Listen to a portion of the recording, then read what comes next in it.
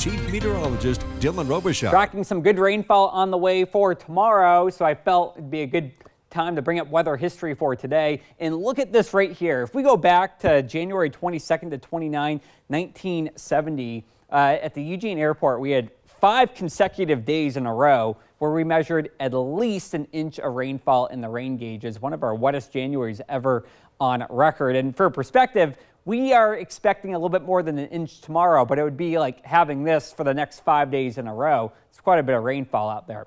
All right, so let's walk you through what will happen tonight going into tomorrow. So you wake up 5, 6 o'clock in the morning. Maybe you're not awake that early. Maybe some of you are.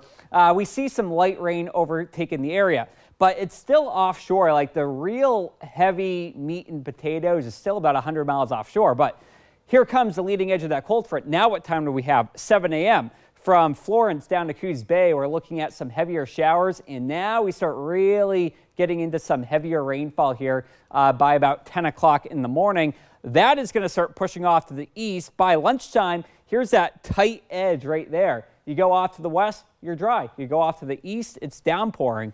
And so as we head towards tomorrow, you'll see that by 2, 3 o'clock in the afternoon, that quickly starts pulling off to the east. And then we actually get a couple of dry hours where the sun might actually come out tomorrow afternoon.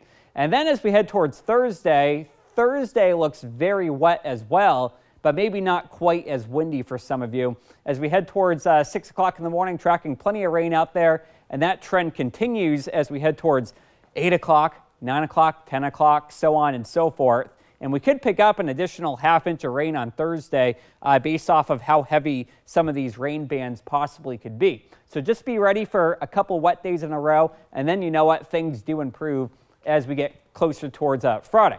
Now, let's talk about snowfall here, and we don't really have a whole lot of it. We do have a winter weather advisory for the Cascades in Douglas County, where we are expecting about 1 to 3 inches of snowfall. That's pretty much it, and then things will eventually melt by Friday as snow levels go even higher than that. Trash can tracker for tomorrow, we will be looking at winds upwards of 40 along the coast. That might be lowering it. That might be a little bit on the low side of the scale because as we go towards the Umpqua Basin and in the valley, we'll have gusts between 20 and 30. But the storm will be pretty strong, so I would not be surprised if some of you had an occasional gust closer to 50 along the coast. So this storm jets out of here. It rides the jet stream. High pressure is back for the weekend. Saturday, Sunday, you're trying to work on your golf game. Things are looking pretty good as we head into the weekend.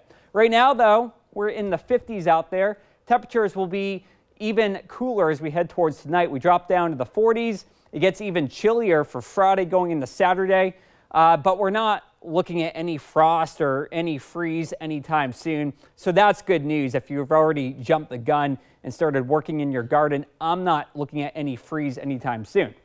Tomorrow, mid-50s for pretty much all of you.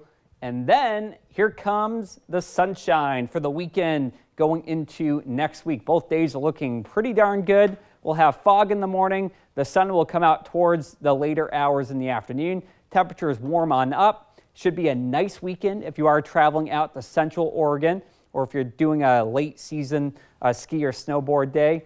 And then here in the valley, we're looking at low 60s this weekend, even warmer on Monday. Low 60s.